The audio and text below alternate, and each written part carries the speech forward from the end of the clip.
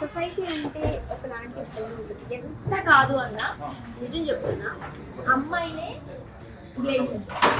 అమ్మాయిని ఇప్పుడు బ్లేమ్ చేస్తారు. ఇప్పుడు చూస్తున్నాం కదా క్లాత్స్ అవన్నీ ఘోరంగా బ్లేమ్ చేస్తారు. కానీ పరిస్థితులు ఏమనేవి మాకే కదా తెలుసు. ఎక్స్పెక్ట్ చేస్తారా మీరు ఇలా జరిగే అవకాశం ఉంది అని? ఇంత ఘోరంగా ట్రోల్ చేస్తారని నేను ఎప్పుడు అనుకోలేదు. మరింత దారుణంగా సొసైటీ ఉంటుందని నేను ఎప్పుడు అనుకోలేదు. బట్ ఏదైనా ఒక సమస్య వచ్చినప్పుడు సార్ లాంటి వాళ్ళు చాలా మంది రాజకీయ పలుకుబడి ఉన్నవాళ్ళు అబ్బాబే ఆడెవరు నాకు తెలీదు, అసలు నేను ఎప్పుడైనా చూడలేదు, ఇదే ఫస్ట్ టైం అన్న సందర్భాల్లో చాలా ఉన్నాయి. నిజంగా కొంతమంది దగ్గర ఉన్నమాట.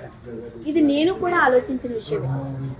ఎప్పుడైతే మీ ఇద్దరి పేర్లు బయటకు వచ్చాయో ఎస్పెషల్లీ సార్ చాలా ధైర్యంగా మాధురి ఎవరో నాకు తెలియదు, ఆమెకి నాకు సంబంధం లేదు అన్న మాట మాట్లాడలేదు. సరే అది ఇప్పుడు దాన్ని ఎంతమంది సమర్థిస్తారు, ఎంతమంది సమర్థించరు ఈ విషయం పక్కన పెట్టేస్తాను.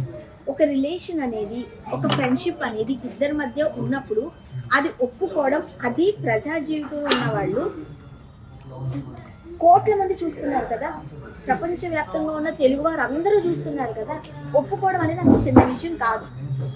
నాకు తెలిసి మీరు చాలా బ్లెస్డ్. చాలా ఛానల్స్ చెప్పాను, మేము తప్పే చేసాము ఒప్పే చేసాము, మా పరిస్థితిని బట్టి మేము నిర్ణయం తీసుకున్నాం. మా వల్ల ఎవరికి నష్టం జరగకూడదు, ముఖ్యంగా మా పిల్లలకు జరగకూడదు, ప్రజలకి ఏ ఇబ్బంది జరగకూడదు అని మేము ఒక నిర్ణయం తీసుకుని ప్రజలకు చెప్పాం. ఎవడైనా దమ్ముంటే వాళ్ళ ప్రతి ఒక్కరికి మచ్చలు ఉంటాయి కదా, వాడు చెప్పగలడా, నాలా చెప్పగలడా?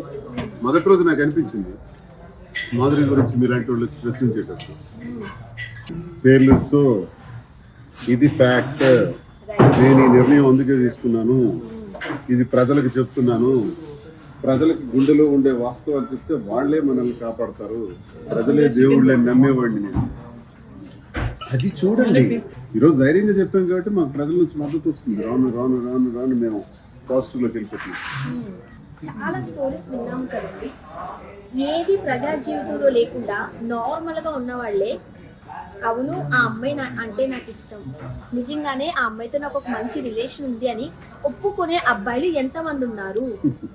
పారిపోతారు ఫ్యామిలీని కాపాడుకోవడానికి, లేకపోతే వాళ్ళకున్న పిల్లల్ని కాపాడుకోవడానికి పారిపోతూ ఉంటారు.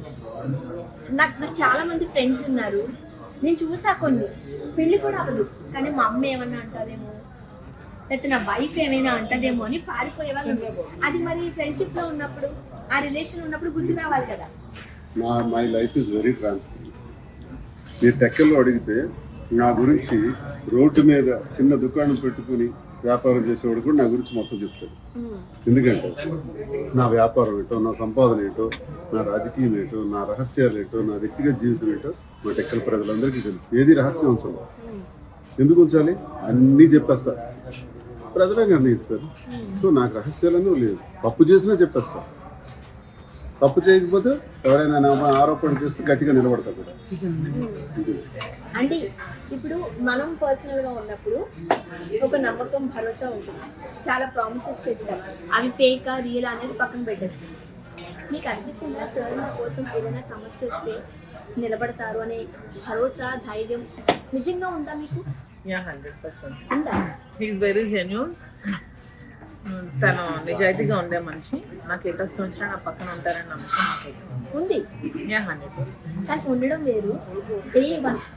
మీడియా ముందుకు వచ్చినప్పుడు, అన్ని కెమెరాస్ ఉన్నప్పుడు, ఇంతమంది వాచ్ చేస్తున్నప్పుడు ఎస్ మాధురి నాకు తెలుసు, మా రిలేషన్ నిజమే అని చెప్పిన ఆ సెకండ్ ఉంటుంది చూడండి, నాకు తెలిసి మీకు కళలో నీళ్ళు ఎక్కుతుంటాయి కదా.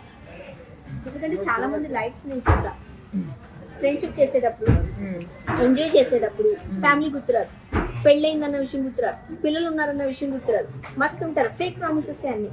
బట్ నిజంగానే ఆ సిచ్యువేషన్ వచ్చింది అనుకో, అయిపోయి అబ్బాయి రియల్ హీరో మీరు. అదే చెప్పిన ఒక వర్గం వాళ్ళకి ఇన్స్పిరేషన్ ఏమి, ఇంకా తప్పప్పుడు అంటారా అంటే ఇలా చెప్పేటప్పుడు కొన్ని ప్రాబ్లమ్స్ వస్తాయి. నేను పొలిటికల్ గా ఉన్నాను కాబట్టి, ఒక రాజకీయ నాయకుడు, ఒక ఎమ్మెల్సీ, ఒక ప్రజాప్రతినిధి ఇలా చెయ్యొచ్చా, ఇలా చెప్పొచ్చా అని మీరు ఏం చేయాలి? అబద్ధం ఆడమంటారా? అబద్ధం ఆడితే న్యాయమా? అబద్ధం ఆడితే అది ధర్మమా? అది కరెక్టా? నాకు అది కరెక్ట్ అవుతుంది కదా. మరి అది చెప్పాలని అలా ఎక్స్పెక్ట్ చేస్తున్నారా? వాస్తవం చెప్తాను కదా. మనుషులు మనం. కొన్ని తెలియకుండా జరుగుతాయి, కొన్ని తెలిసి జరుగుతాయి, కొన్ని కాలం వల్ల జరుగుతాయి, కొన్ని ప్రభావాల వల్ల జరుగుతాయి, పరిస్థితులు ప్రభావాల వల్ల కొన్ని జరుగుతాయి. అది చెబుదాం. రహస్యం ఏంటి? మనం ఏమైనా దేవుళ్ళు మళ్ళీ పుడతాము. పుట్టిన ఈ చిన్న స్మాల్ లైఫ్లో చిన్న చిన్న తప్పులు జరుగుతుంటాయి. ఆ జరిగే దానిలో మనం వాస్తవం చెప్పుకోవడంలో తప్పే ఉంది. ఇదేమిటి గుప్త నిధుల రహస్యం గురించి చెప్పాలి, నా దృష్టిలో చెప్పాలి. మీకు సంబంధించి ఎస్పెషల్లీ అంటే సార్కి సంబంధించి కూడా చాలా మాటలు వినింగారు. మనం ఈ విషయంలో సార్ని కూడా తక్కువ చేయలేము, ఆయన బాధను కూడా. చూసారా సార్, కాకినాడ ఎంత మంచి పిల్లలు, అబ్బాయిల కోసం కూడా ఆలోచిస్తున్నాం కదండి. అంటే మీరు కూడా ప్రజా జీవితంలో ఉన్నారు కాబట్టి చాలా ట్రోల్స్ కి గురయ్యారు, చాలా అవమానంగా మాట్లాడారు, అవును కదా? మరి ఆ టైంలో మీరు ఖచ్చితంగా దాన్ని ఏమనాలి, బ్యాలెన్స్ చేయగలిగారు. ఎందుకంటే మీ వల్లే మాధవి గారు మాట పడుతున్నప్పుడు తనకి అదే ఆ మాట పడకుండా కోసం మీరే ఆ బ్యాలెన్సింగ్ లైఫ్ కావాలి, రైట్? ఏం చేశారు? సాధారణంగా ప్రజలందరికీ నేను అనుకోడు, ఇందులో ప్రజలు తీసుకుంటాను. ముఖ్యంగా కొంతమంది, నేను రాజకీయంగా ఉన్నాను కాబట్టి రాజకీయంగా నాకు పడని వర్గాలు ఎవరైతే ఉంటారో వాళ్ళే ట్రోల్స్ చేస్తారు. పక్కగా ఉంది. ప్రతి ట్రోల్ చేసేవాడు కనుక ఇది మేము తీసుకుంటే యూట్యూబ్లో కానీ ఫేస్బుక్లో కానీ వాట్సాప్లో కానీ తీసుకుంటే వాళ్ళు దొరుకుతున్నారు. ఇది వాళ్ళంతా జనసేన టీం, టీడీపీకి చెందిన వాళ్ళు. మేమేది మాట్లాడితే వాళ్ళకేంటి అవసరం? మా సొంత నిర్ణయాలు ఏదో ఉంటే, మా కుటుంబంలో ఏదో జరిగితే వాళ్ళకి అదే మాకు తెలుస్తున్నారు, మమ్మల్ని పోషిస్తున్నారు. మా గురించి మాట్లాడటానికి వాళ్ళు ఎవరు? ఓన్లీ బికాజ్ విషయం ఏంటంటే నేను రాజకీయంగా ఉన్నాను. నేను కొంతమంది కొన్ని పార్టీలకి కొంతమంది లీడర్స్కి నేను టార్గెట్. కాబట్టి ఆ టార్గెట్ ఎవరికైతే టార్గెట్ చేశానో, నాకెవరైతే టార్గెట్ చేశారో వాళ్ళు విమర్శలు చేస్తారు. Very common. కానీ విమర్శలు చేసేటప్పుడు ఒళ్ళు దగ్గర పెట్టుకుని ఆలోచన చేయాలి. ఏ విమర్శ చేయాలి? నేను రాజకీయంగా ఏదైనా నేరం చేస్తున్నా, తప్పు చేస్తున్నా, అవినీతి చేస్తున్నా, అక్రమాలు చేస్తున్నా, భూ కబ్జాలు చేస్తున్నా, అధికార దుర్వినియోగం చేస్తున్నా నన్ను టార్గెట్. నా పర్సనల్ ఇష్యూస్ వాళ్ళకి ఎందుకు? నా పర్సనల్ ఇష్యూస్ ఎవరికైనా అవసరమా? నా పర్సనల్ ఇష్యూస్ మాట్లాడుతున్నారు ట్రోలర్స్. మీరు అన్నట్టు వాళ్ళ పర్సనల్ ఇష్యూస్ నేనైనా వాళ్ళ చొక్కా విప్పి నేను విప్పాను అనుకోండి, ఇప్పటికీ అడ్రస్ ఉంది. ఆ చొక్కా విప్పి నా పుట్టుమచ్చలు ఏంటో నేను చూపించాను కాబట్టి నన్ను విమర్శిస్తున్నాను. చూపించకపోతే మాదిరి ఎవరో నాకు తెలియదు అన్నాను అనుకో, నేను ఫేక్ కాదు. ఉన్న విషయాన్ని, వాస్తవాన్ని ప్రజలకు చెప్తాను. ప్రజలు రిసీవ్ చేసుకున్నారు, ప్రజలు మమ్మల్ని అభిమానిస్తున్నారు, ప్రజలు మాట్లాడే విషయాన్ని అంతటిని అర్థం చేసుకున్నారు. ఎంతమంది ఉంటారు? 2%, 3%. ఎవడైనా దమ్ముంటే నన్ను ఫేస్ చేయమనండి. నేను నాతో మాట్లాడాలనుకుంటే నేను GPS లొకేషన్ ఇస్తాను. ఆ లొకేషన్ దగ్గరికి వచ్చి ఎంతమంది ట్రోల్ చేయాలనుకుంటున్నారో అంతమందికి let them come to me and face me. మీరు ఇప్పుడు ఎంత బాగా చక్కగా ఇక్కడ చూసి వచ్చారు కదా, అలాగే ఇంకా 2 days హైదరాబాద్లో ఉంటాను. ఒకవేళ ఎవరైనా నాతో మాట్లాడాలనుకుంటే, మీరేదో ఇప్పుడు లోక్ చేస్తున్నారు, మీ ద్వారా మాట్లాడాలనుకుంటే చెప్పండి, లొకేషన్ ఇస్తాను. వాడు ఎందుకు సోషల్ మీడియాలో టార్గెట్ చేయాలి, సోషల్ మీడియాలో కామెంట్ చేయాలి? దమ్ముంటే ఎదురుగా వచ్చేయి.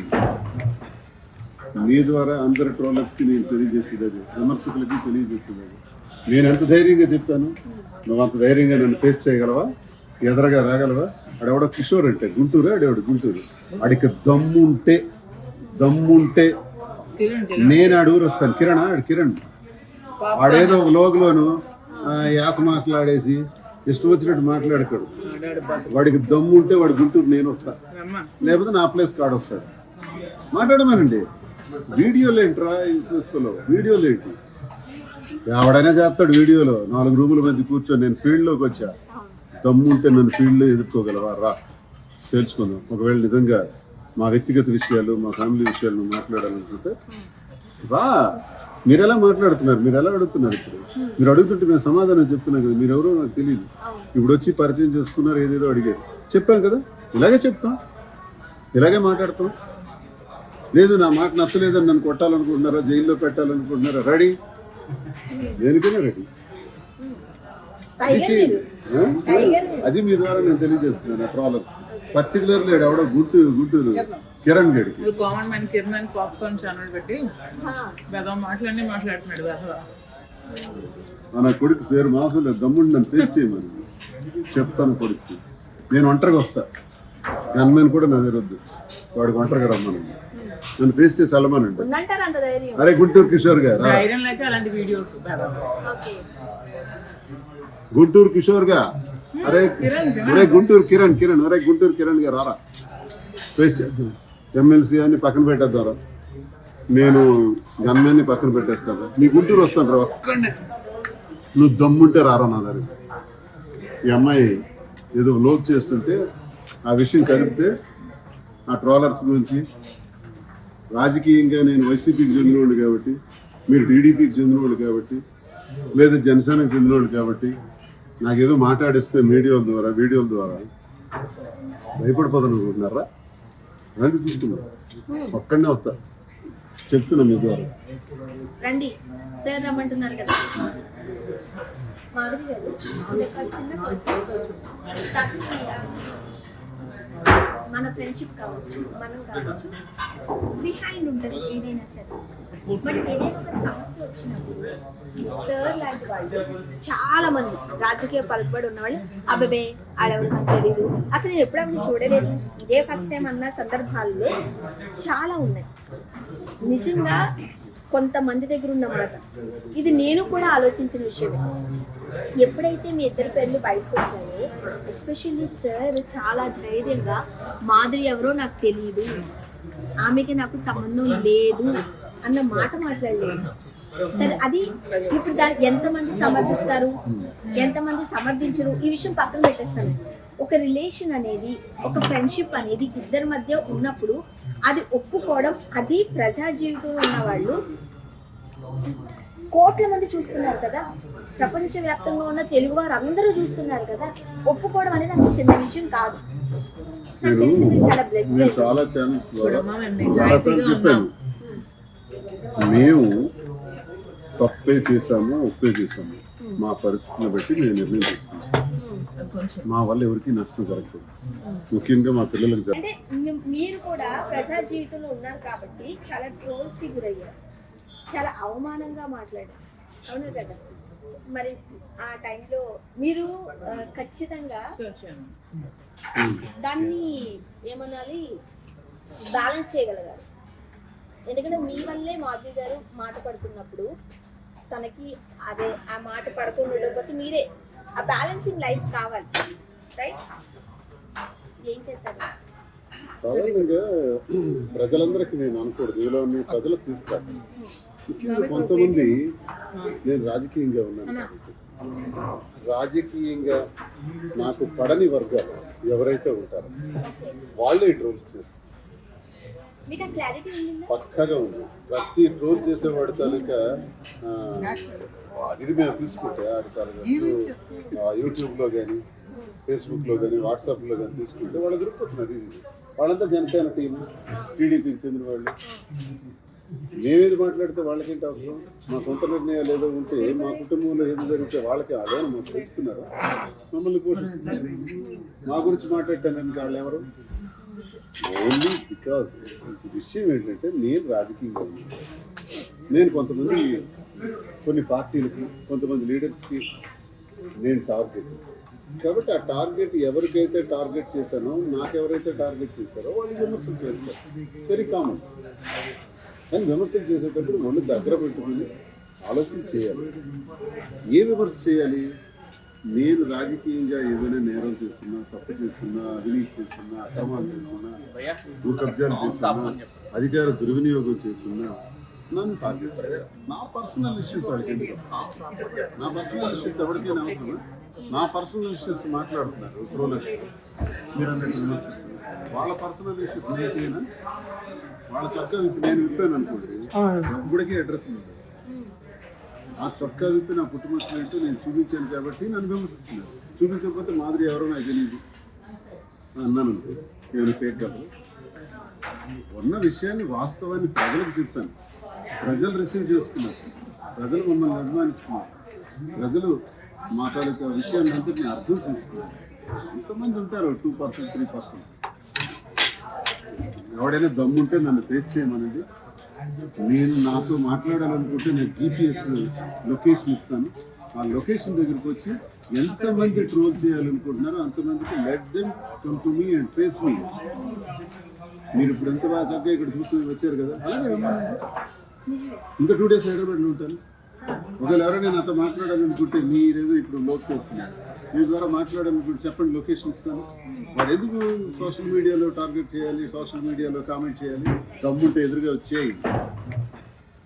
మీ ద్వారా అందరి ట్రోలర్స్కి నేను తెలియజేసేది అది, విమర్శకులకి తెలియజేసేది అది. నేను ఎంత ధైర్యంగా చెప్తాను, నువ్వు అంత ధైర్యంగా నన్ను ఫేస్ చేయగలవా, ఎదురుగా రాగలవా?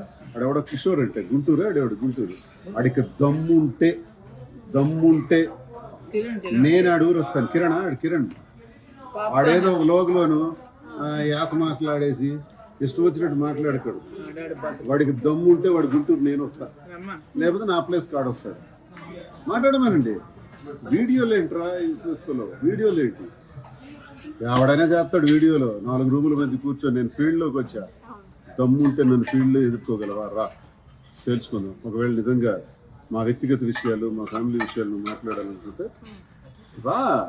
మీరు ఎలా మాట్లాడుతున్నారు, మీరు ఎలా అడుగుతున్నారు? ఇప్పుడు మీరు అడుగుతుంటే నేను సమాధానం చెప్తున్నాను కదా, మీరు ఎవరో నాకు తెలియదు. ఇప్పుడు వచ్చి పరిచయం చేసుకున్నారు, ఏదేదో అడిగారు, చెప్పాను కదా, ఇలాగే చెప్తాం, ఇలాగే మాట్లాడతాం.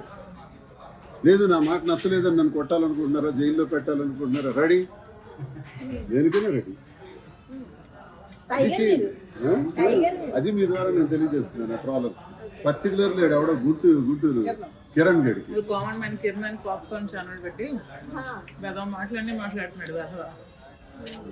మన కొడుకు సేరు మాసం లేదు, దమ్ముడు నన్ను ఫేస్ చేయమని చెప్తాను కొడుకు. నేను ఒంటరిగా వస్తా, గన్మెన్ కూడా నా దగ్గరొద్దు, వాడికి ఒంటరిగా రమ్మను, నన్ను ఫేస్ చేసి వెళ్ళమనండి. అరే గుంటూరు కిషోర్ గారు, గుంటూరు కిషోర్ గా, అరే గుంటూరు కిరణ్, అరే గుంటూరు కిరణ్ గారు రారా, ఫేస్ చేద్దాం. ఎమ్మెల్సీ అని పక్కన పెట్టేద్దారా, నేను గన్మెన్ని పక్కన పెట్టేస్తాను. నీ గుంటూరు వస్తాను రా, ఒక్కడే నువ్వు దమ్ముంటే రారా నా దగ్గర. ఈ అమ్మాయి ఏదో లోక్ చేస్తుంటే ఆ విషయం కలిపితే ఆ ట్రోలర్స్ గురించి, రాజకీయంగా నేను వైసీపీకి చెందినవాడు కాబట్టి, మీరు టీడీపీకి చెందినవాడు కాబట్టి, లేదా జనసేనకు చెందినవాడు కాబట్టి నాకేదో మాట్లాడిస్తే వీడియోల ద్వారా భయపడిపోతానుకుంటున్నారా? రండి చూసుకున్నా, ఒక్కడనే వస్తా, చెప్తున్నా మీ ద్వారా. 73,000 నాకు ఎలా వచ్చాయి? గత 2 ఏళ్ళ నుంచి మా టెక్కల ప్రజలకి ఇవన్నీ తెలుసు కదా. సో ప్రజలు ఎప్పుడు నా పక్షాన్ని. ఇదే కదా రిజల్ట్. ఇప్పుడు మాకు అందరూ అదే చెప్తుంటారు, బాబు అవన్నీ మాకు అనవసరం, మాకు తెలుసు ఇప్పటి నుంచో మా సమస్య ఇది.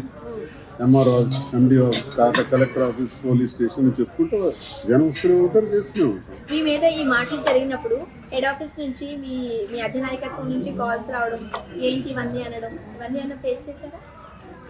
సమస్యలు వస్తాయి కాబట్టి ఈ సమయంలో నేను దైవంగా భావించే నా జగన్మోహన్ రెడ్డి గారు నాకు చాలామంది సస్పెండ్ చేయమంటే, చాలామంది పార్టీ నుంచి సస్పెండ్ చేయమని, నా సొంత పార్టీలో కానీ పైనుంచి ఇతర పార్టీ.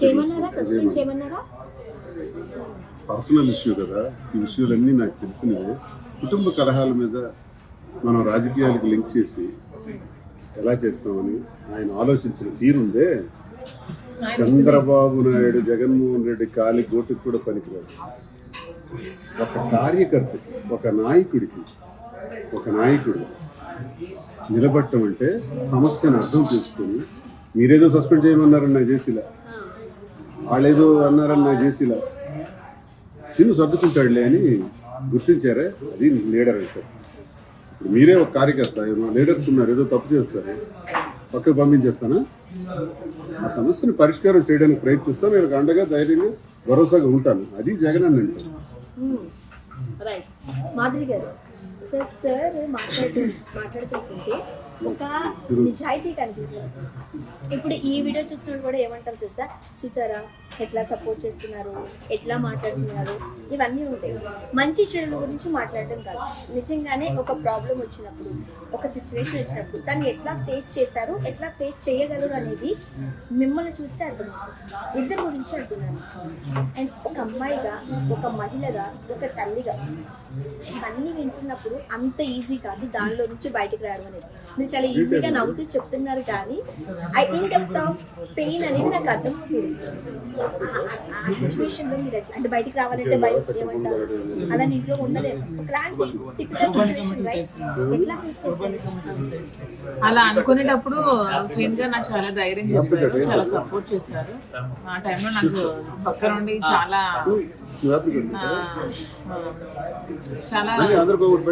అతనే నా స్ట్రెంత్ అనుకోండి. అంతే.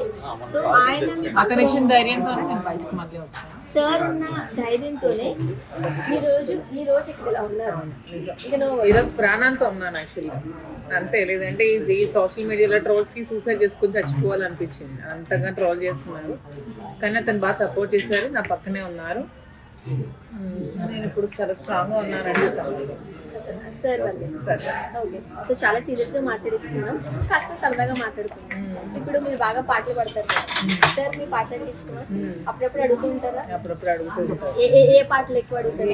ఏ పాటలు అంటే అన్ని పాటలు ఇష్టమే. మీరు కాదు చెప్పాలి, మాధురి గారు పాడే పాటల్లో ఏ పాట మీకు బాగా ఇష్టం? యాక్చువల్గా కళాకారులు నాట్యం, కూచిపూడి, పాటలు పాడాలి. మీ చేత ఎప్పుడైనా స్టెప్ వేయించారా? నిజం చెప్పండి. నాకు స్టెప్ రాదు. ఊరికి ఎట్లా ఎట్లా ఎట్లా ఏమి నేర్చుకోమని అనలే.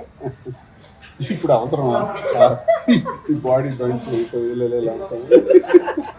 మాధురి గారు ఎక్సర్సైజ్ చేయక్కర్లేదు కదండి, 4 స్టెప్లు నేను జిమ్ చేస్తాను, ఎక్సర్సైజ్ చేస్తాను, అది చాలు నాకు.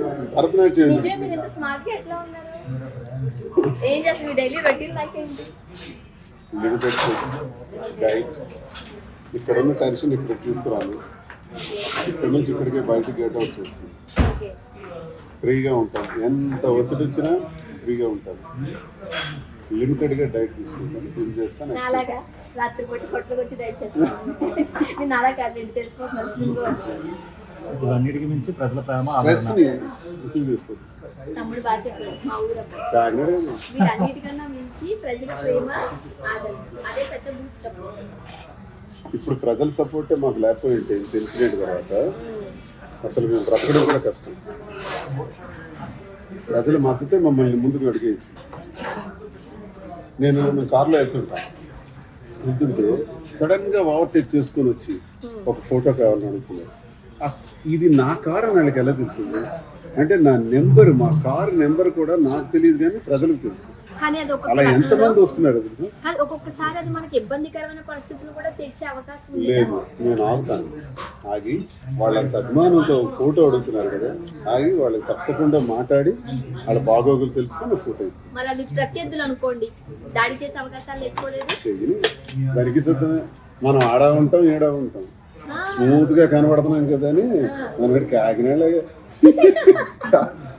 కూల్ గా ఉండే పర్సన్స్ కావండి. ఇదేదో డైలాగ్ ఉంది, సినిమా డైలాగ్, నాకు గుర్తురాట్లేదు. అంటే సాఫ్ట్ గా కనిపిస్తున్నాను కదా అని నన్ను మీరు రెచ్చగొట్టారనుకోండి, మంచిగా రగడిపోతాం. అంటే అమ్మో మేమంతా కూల్ గా మాట్లాడతామండి. ఓకే మాధురి గారు, ఏంటి సైలెంట్ అయితే ఆలోచిస్తున్నారా? లేదు, టైం అవుతుంది కదా వెళ్ళాలి. ఓకే ఓకే ఓకే, డైరెక్ట్ గా చాలా క్లోజ్ చేసేది అంటున్నారు కదా. ఓకే, అండ్ ఫైనల్ గా సార్ చాలా చెప్పారు మీ గురించి. ఓకే, అండ్ ఫైనల్ గా మీరు ఏం చెప్తారు? ఫైనల్ గా ఏం చెప్పడం అంటే, ఫైనల్ గా ప్రజలందరికీ ఒకటే చెప్తున్నాను, మా పరిస్థితి ప్రభావం వల్ల, మా సిచ్యువేషన్ వల్ల మేము ఇలాంటి నిర్ణయం తీసుకోవాల్సి వచ్చింది. సో దీన్ని అందరూ అర్థం చేసుకొని మమ్మల్ని ఆదరిస్తారని ఆశిస్తున్నాను. ఫైనల్ గా దివ్యన మాధురి గారు, దువ్వాడ మాధురి గారు ఎప్పుడు అవుతారు?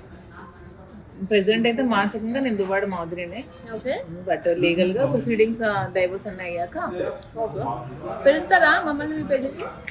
పిలుస్తాను తప్పకుండా. అప్పుడు కూడా బ్లాగ్ చేసుకుంటాం. Thank you so much. Thank you. చాలా పర్సనల్ విషయాలు మాట్లాడారు.